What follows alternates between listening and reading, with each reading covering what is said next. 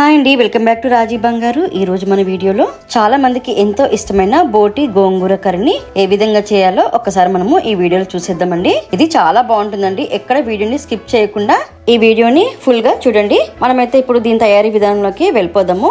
1/2 kg వరకు బోటిని తీసుకున్నాను. దాని విధంగా క్లీన్ చేసుకున్నానండి. ఇప్పుడు ఈ బోటిని ఒక కుక్కర్ లో వేసుకోవాలి. దీన్ని కొంచెం ఉడికించుకోవాలండి. మరీ మెత్తగా కాకుండా ఒక 45-50% ఉడికించుకుంటే మనకు సరిపోతుంది. ఇందులో కొంచెం పసుపు, అదే విధంగా కారాన్ని మనము యాడ్ చేసుకోవాలి. దాంతో పాటు సాల్ట్ కూడా వేసుకోవాలి. ఇందులో తగినంత వాటర్ వేసేసుకొని మనము దీన్ని ఉడికించుకోవాలి. చూడండి, ఈ విధంగా మనకు ఉడికించుకుంటే సరిపోతుంది. తర్వాత నేను 1/2 kg బోటికి ఒక 3 కట్టలు గోంగూరను తీసుకొని ఈ విధంగా క్లీన్ చేసుకున్నానండి. ఆల్రెడీ కడిగి పెట్టేశాను దీన్ని. మీకు కొంచెం పులుపు ఎక్కువ కావాలంటే ఇంకో కట్టను మీరు ఎక్స్ట్రా కూడా మీరు యాడ్ చేసుకోవచ్చు. ఇప్పుడు ఇందులో నేను తగినంత సాల్ట్, తగినంత కారాన్ని వేసుకుంటున్నాను. దాంతో పాటుగా కొంచెం పసుపును కూడా యాడ్ చేసుకోవాలి. అదే విధంగా ఒక ఉల్లిపాయని ముక్కలు చేసుకొని వేసుకున్నాను. 2 పచ్చిమిర్చిలను కూడా వేసుకున్నాను. గోంగూర పుల్లగా ఉంటుంది కాబట్టి ఇలా వేసుకొని ఉడికించుకుంటేనే చాలా టేస్టీగా ఉంటుంది.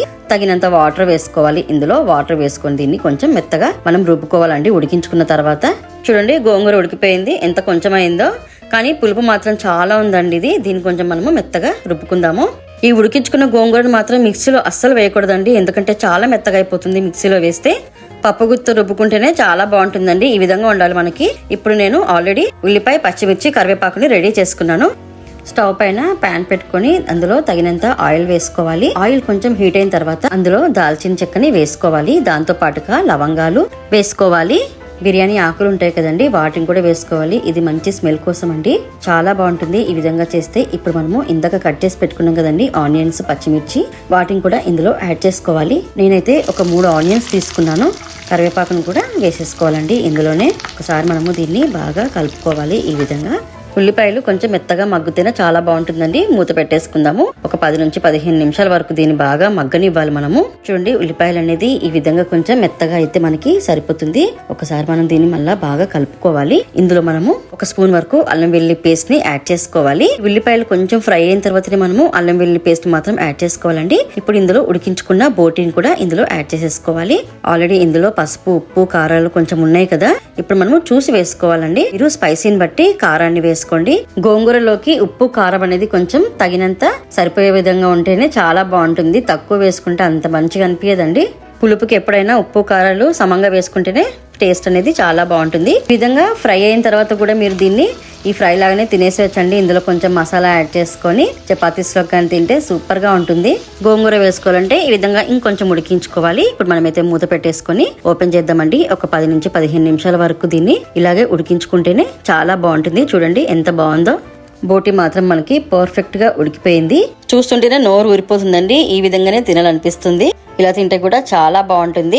ఇప్పుడు మనము ఇందులో ఇందాక మెత్తగా రుబ్బుకున్న గోంగూరని యాడ్ చేసుకోవాలండి. చూడండి, గోంగూర కూడా ఎంత బాగా కనిపిస్తుందో.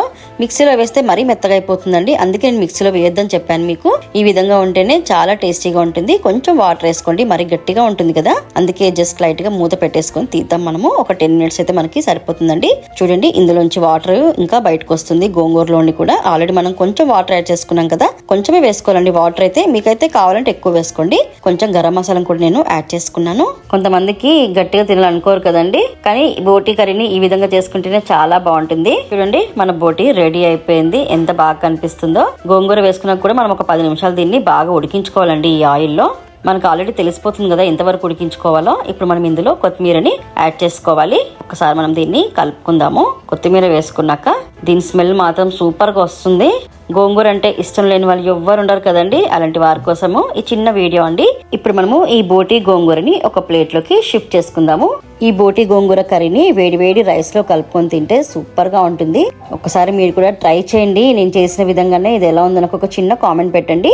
ఐ హోప్ ఈ గోంగూర బోటి కర్రీ మీకు నచ్చిందని నేను అనుకుంటున్నాను. మీకు కనుక ఈ వీడియో నచ్చితే నా ఛానల్ ని లైక్ చేయండి, సబ్స్క్రైబ్ చేసుకోండి. ఓకే అండి, బాయ్.